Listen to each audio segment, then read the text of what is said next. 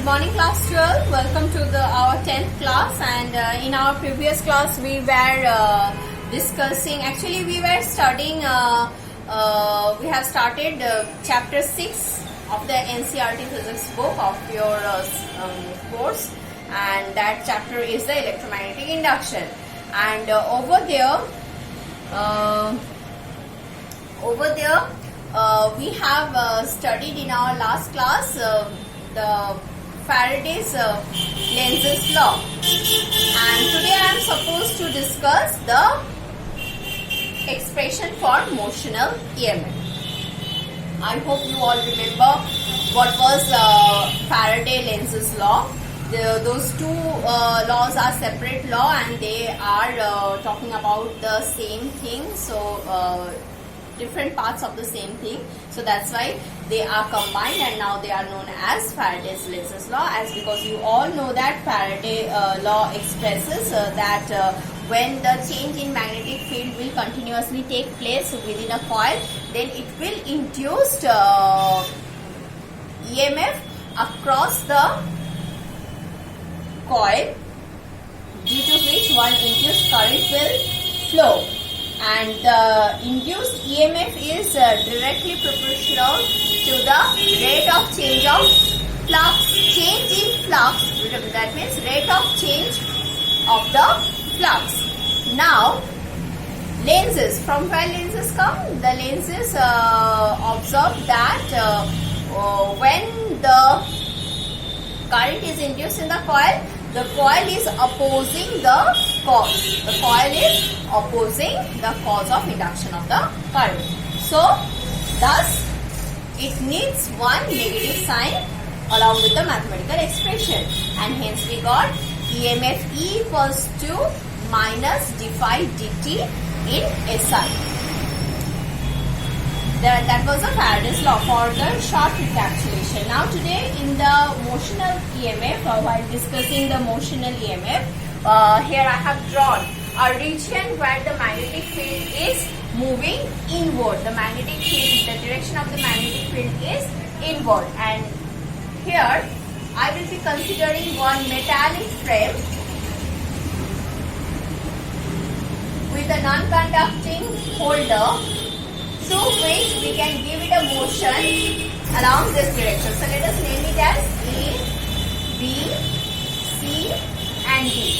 So as you know by Lorentz expression, when one conductor moves, or when a charged particle moves with velocity v inside a magnetic field, then the charge gets deflected from its path. So hence, as you can see, by Lorentz, at first by Lorentz expression, what we can write? I actually write the Lorentz magnetic force as Fm equals to Q V cross B. And since here V is perpendicular to B, as because the V is along X direction and B is along Z direction, this is V and this is B along Z direction. So, they are perpendicular to each other, hence we can write QVB.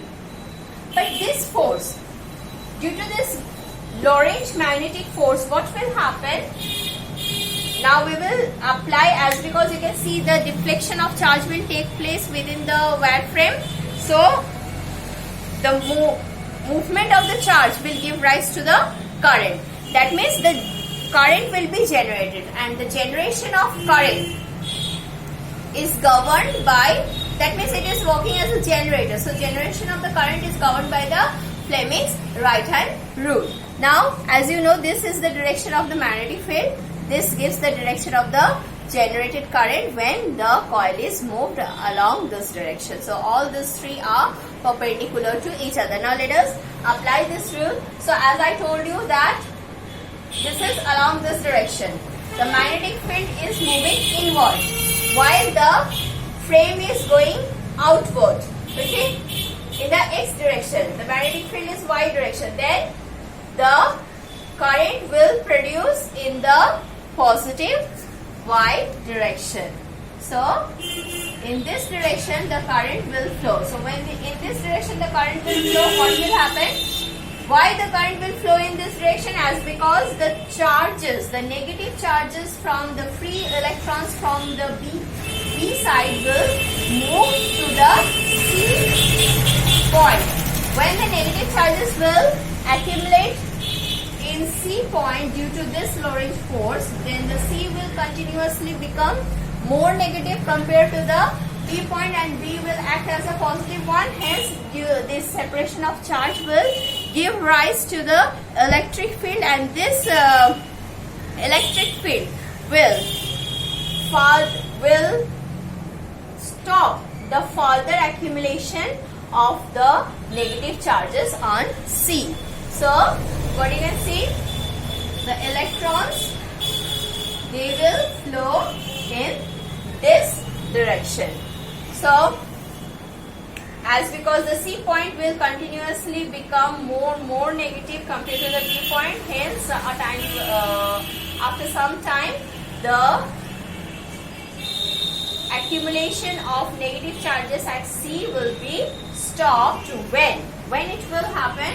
When this Lorentz magnetic force will be equal to the force developed by the electric field. So actually what is happening? The charges are moving from B to C due to the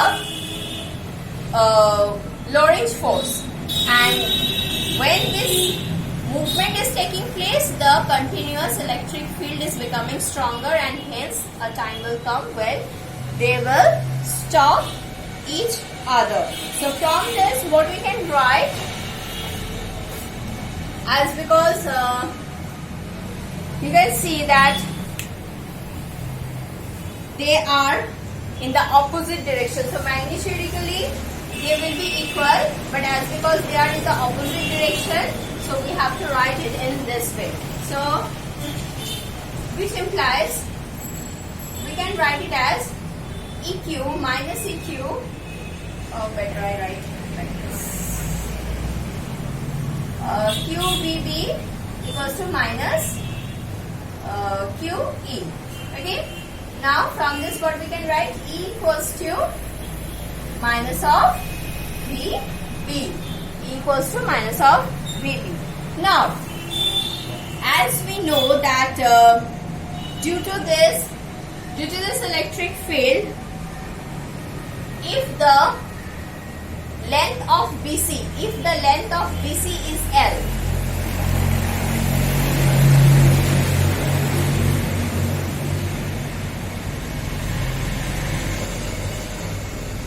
then what we can write? We can write then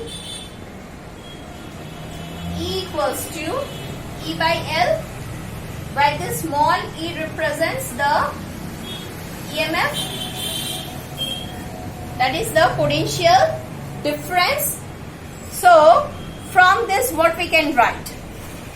We can write then, let us put it over here, then we will get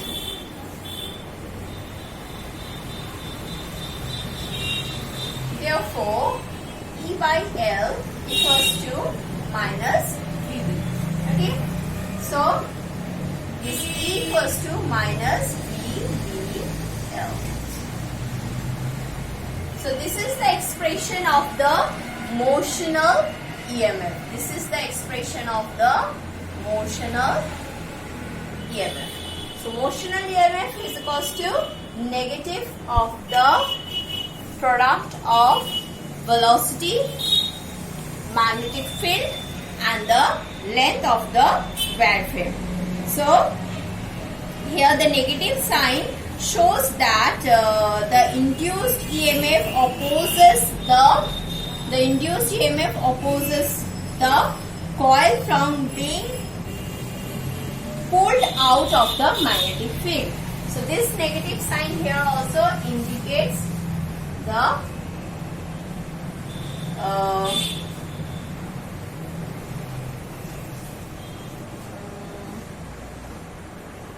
we can write it as due to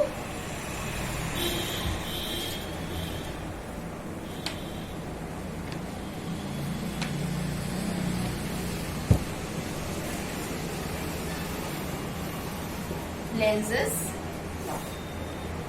That means when you will be pulling it out,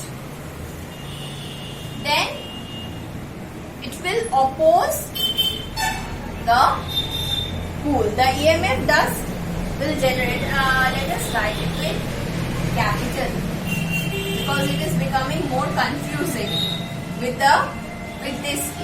Okay. So this is the EMF, motional EMF, E equals to minus VPL. Okay. Now,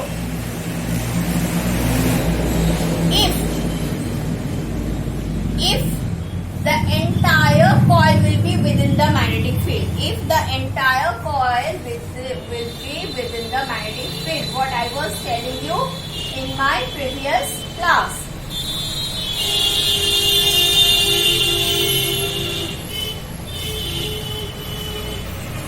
Then what will happen? This will act as,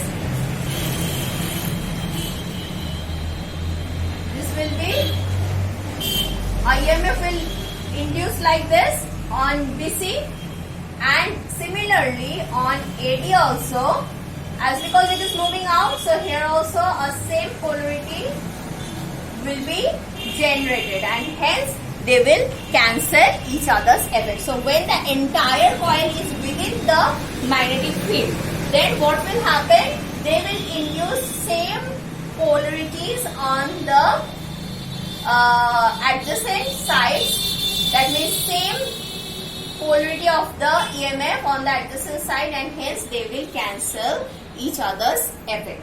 So here what we can write, when the coil ABCD is entirely inside the magnetic field, the ends B and A of the coil becomes positive while the ends C and D becomes negative. Thus, the PDF between B and C will be same as, I read it wrong. Thus, the potential difference PT between B and C will be same as between A and D. The situation will look like as if two cells of equal EMF have been connected across the arms BC and AD as shown in the figure what I have drawn here. So, no net EMF will exist in the coil, and hence no current will flow through the coil A, B, C, D. So, to flow of current or to generation of EMF, effective EMF in the coil, one arm should be out of the magnetic field. You cannot keep the entire frame within the magnetic field. Now here I will talk about the AD current. What is that?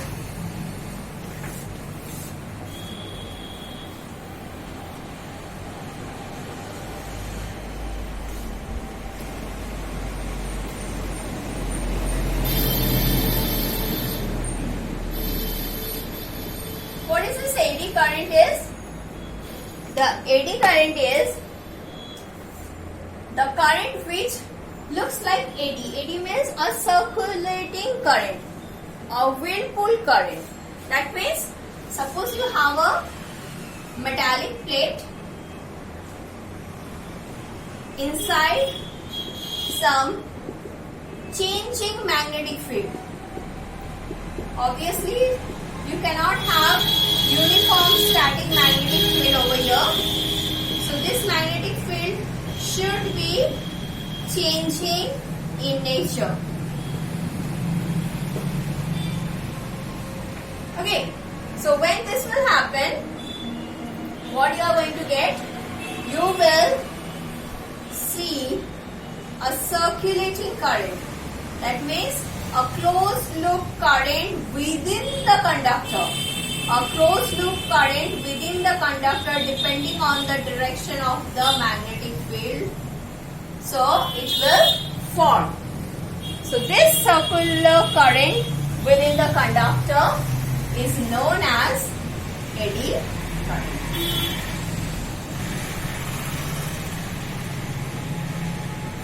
Okay. Let us now read the definition. Eddy current are the currents induced in a conductor when placed in a changing magnetic field. The current look like eddies or whirlpool, that means a circular current, and likewise known as eddy current.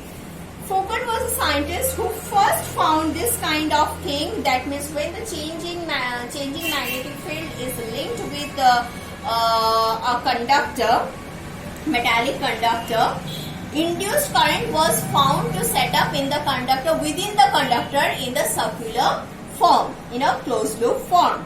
So that's why this eddy current is also known as Foucault's current. Okay, but as because you can see the conductor is so thick, so its resistance is low, and due to the generation of this eddy current, it gives a good effect, a good heating effect, and hence the Joule's law of heating is the value of Joule's heating effect is well and good in this type of conductors, and thus it has a many, which is not desirable in usual applications, but this has many applications in different types of instrument, like the deadbeat galvanometer, ballistic galvanometer, electric motor, induction motor, and all, electric brake. Okay, so I told you about the two galvanometers. You know about galvanometer, but what you have found in the lab, those are the table galvanometer. Those are not moving coil galvanometers. So moving coil galvanometers are of two types. What are they? One is ballistic galvanometer and one is deadbeat galvanometer. So what is the difference between them? As because you can see here, I am using the term moving coil galvanometer. So in this galvanometer, the reading will be in the form of oscillation.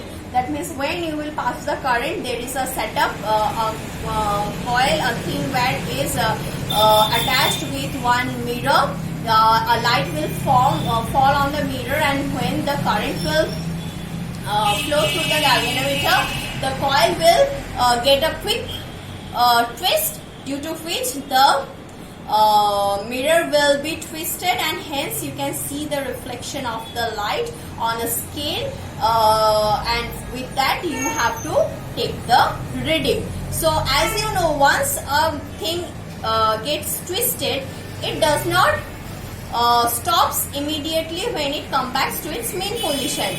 It oscillates, it continues its oscillation. So what happens when you give it a quick twist? It in the ballistic galvanometer, it takes a long time to become to stop at its main position by losing its energy through successive oscillations. But in deadbeat galvanometer, with the help of this eddy current, what we can do? We can stop the oscillation immediately. That means it will go, it will twist, and then it will come back to its main position, and it will not move on the other side. So that is the deadbeat galvanometer. You will learn in your other chapter about the galvanometer. Okay, so here today we have discussed about the motional EMF and the eddy current. Eddy current, actually, once again let me recapitulate you the eddy current. Eddy current is the current which generates due to the induced EMF in a conductor which is kept in one changing magnetic field. These currents they look like whirlpool, that's eddies and whirlpool, that's why they are known as eddy current, and they are also known as focal currents, and because this was first observed by one scientist named Foucault. Okay, so in our next class we will move to the mathematical expression of the self-induction and then the mutual induction. So till then you just go through these portions and keep your concept clear, which will help us to develop the further concept of this chapter. Take care.